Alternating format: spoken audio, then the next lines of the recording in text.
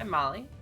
I am the GM, director, and writer of the Concord Nilamananji and Tales of the Concord. Um, we are here today to talk to you about kind of my variations on how I run fifth edition, kind of some of the major things that you might see that are different. The first thing, especially in Tales of the Concord, you're going to see is Cardic Inspiration. This is a cool system that I first saw used on Evenfall by Arcane Arcade. You might know Jacob from XP Level 3. Wonderful producer, wonderful content, love him.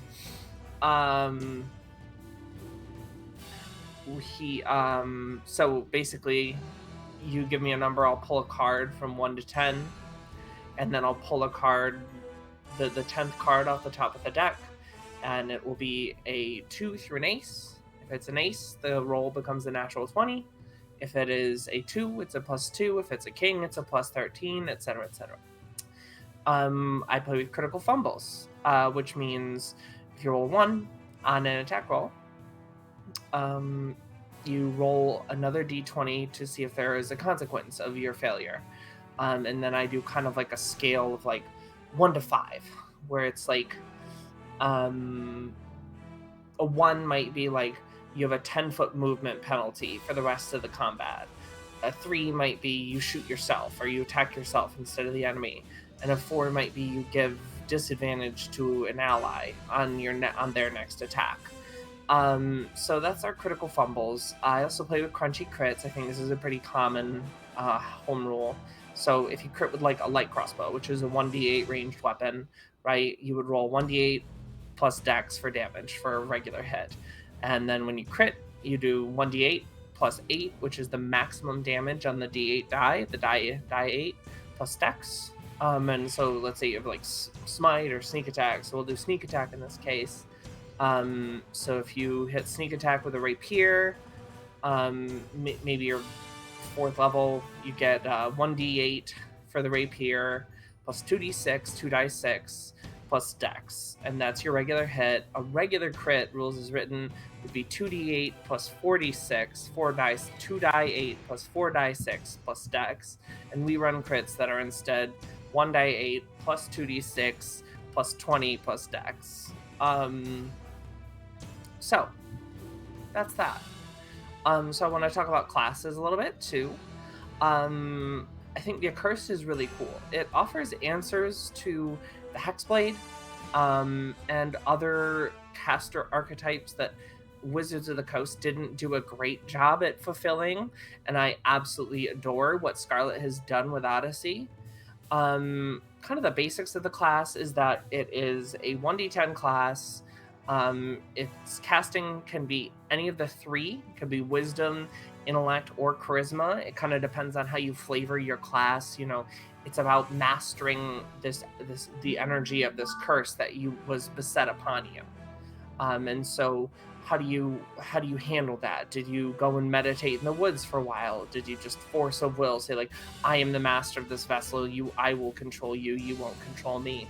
Or was it more like, I studied the pages of a Librams for a decade to be able to control this magic so far? And I think Odyssey's is wisdom.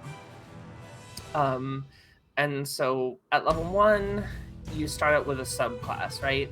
And this is kind of important because it really lays the flavor for how your class will go. Like, there's like being possessed, and there's having a cursed weapon that follows you around, and there's a whole bunch of other things. But Odyssey has the curse of bad luck, this constant bad luck. And you know, a lot in episode 1 they talk about a lot, you know, how they sunk a few ships, or they were on a few ships that were sinking. You cannot prove that they sunk the ship.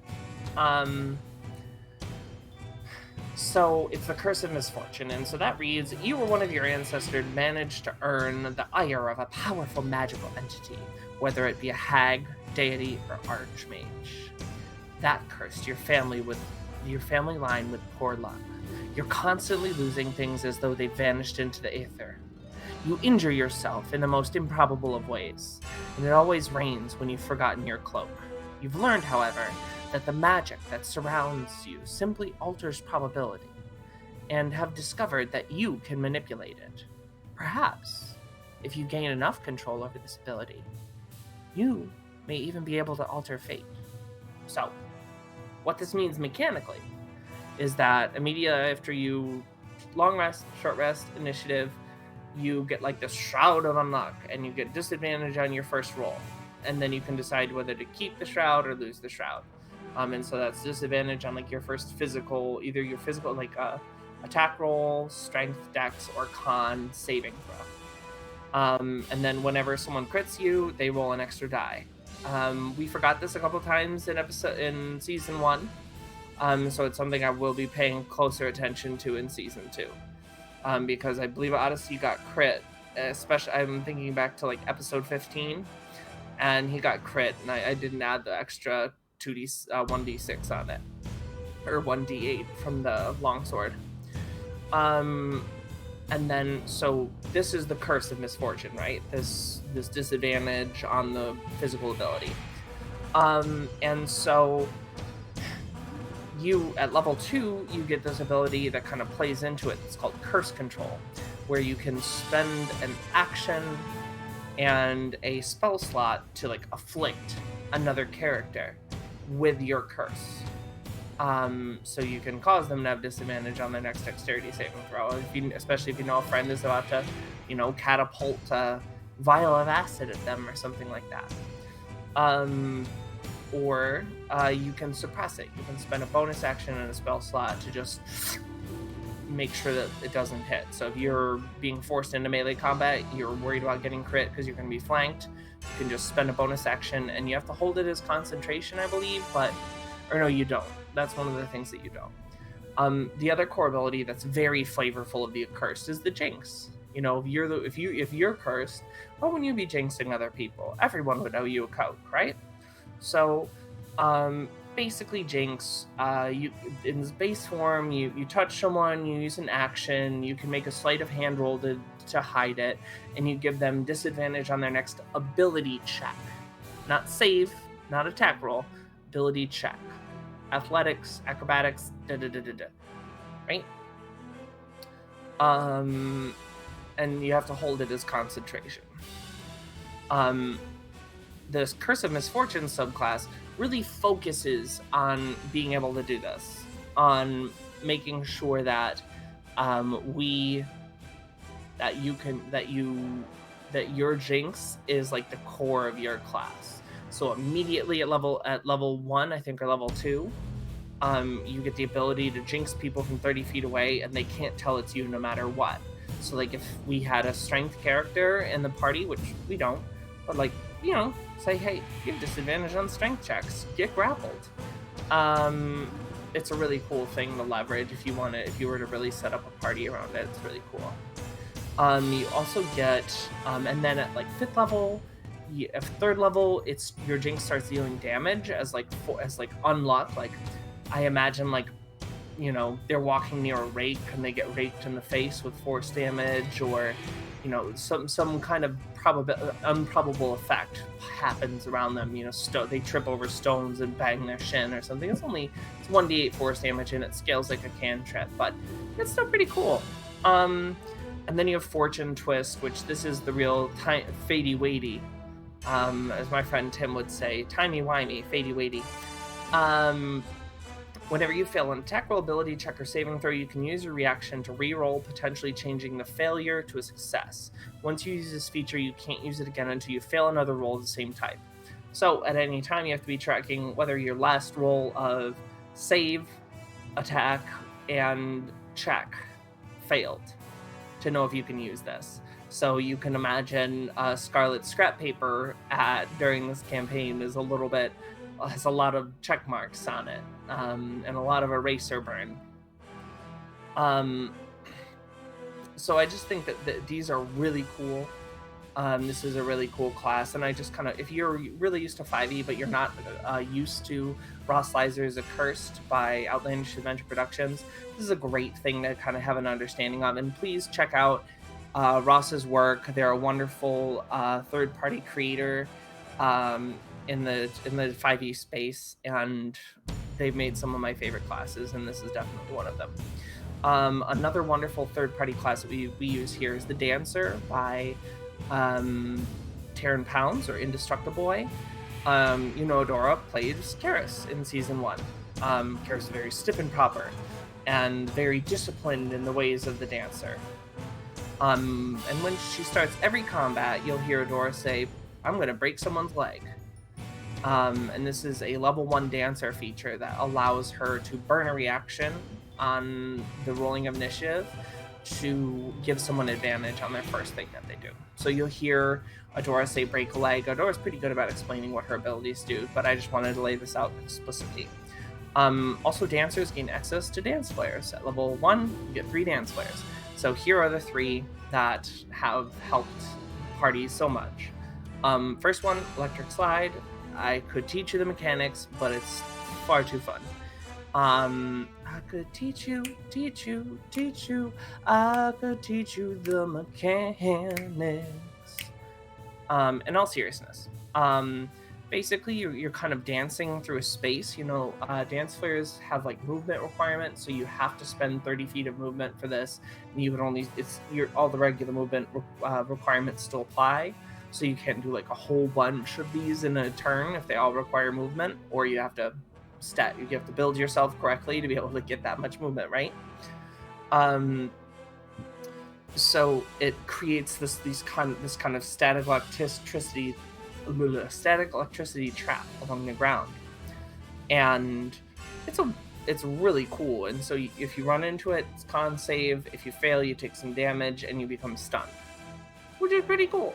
And Adora used it in episode 15 to give Karis lightning resistance, which is pretty sick. It's a pretty awesome thing. Fall Away Reverse. This is an absolute Karis special. This is used devastatingly in Scuffle and Sacrifice, which is episode 7 of the first campaign. You see basically when someone misses you can force them to make a dexterity saving throw where they fall prone. And so for Karis as a marshal, knocking someone prone and then getting advantage on giving your teammates advantage on their hits is a wonderful thing to do. In this case, Karis actually knocked someone down a cliff because this person was on uneven ground. They fell backwards and they fall off the cliff.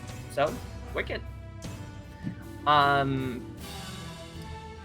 And so that's Fall Away Reverse. That's a dexterity saving throw to knock someone prone when they miss you. That's a cool one. And then finally, this absolutely saved the butt of the party in episode 13. And this is Staying Power. As long as you can get everyone within 10 feet, you can get them they are allowed to spend an action, and all of your allies within 10 feet can spend a hit die to recover health, or a number of hit dice. I think it's proficiency bonus. So that's a really cool ability. And again, make sure that you check out Taryn Pound's Dancer. It's a really cool answer to what the Bard could have been. Instead of just kind of like another charisma caster that sort of gets lost behind Warlock, Paladin, and Sorcerer. I say that as someone who doesn't like to play bards. Many bards would probably take much issue with me saying that bards get forgotten, but I think they only really get mentioned in the Horny Olympics. And then finally, the last thing I want to talk about is there's a cool little item that Odyssey got in episode 6, and that is Nilamananji's Oath, which is a gem that sits in his pocket, a little emerald. And whenever he gets hit with a melee attack, he can choose to burn a reaction to deal, I think it's 2d8 force damage, and then drive them back 10 feet. So this is actually based off of a feat called Gift of the Gem Dragon, which is one of my favorites.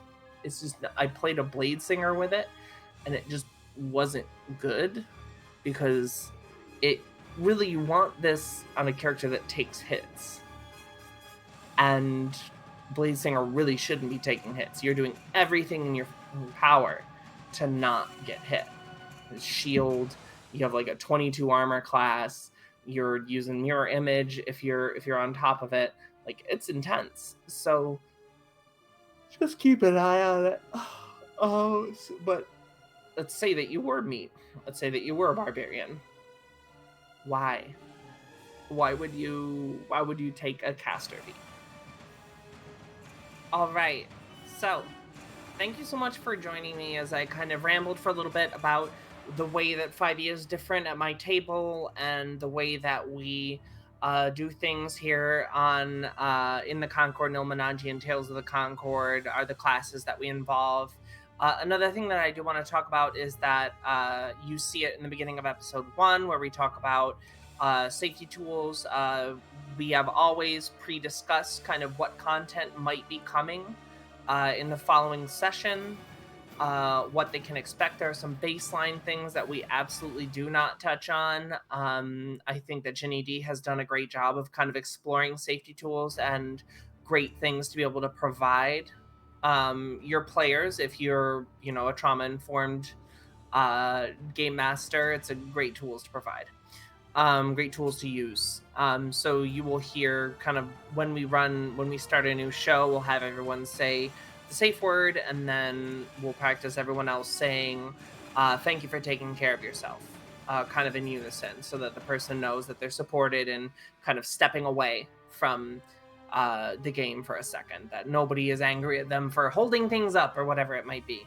So again, thank you so much. Please check us out on Instagram at the Concord TT. Make sure you make the move with us over to our new network here on YouTube and Twitch. On YouTube, we are All on the Table RPGs. On Instagram, we are All on the Table RPGs. And on Twitch, we are All on the Table RPGs. And you're going to be seeing some really cool new content coming out over there. So please mantente al tanto, stay tuned, and we're so excited to provide awesome queer entertainment for you in the coming months. Bye!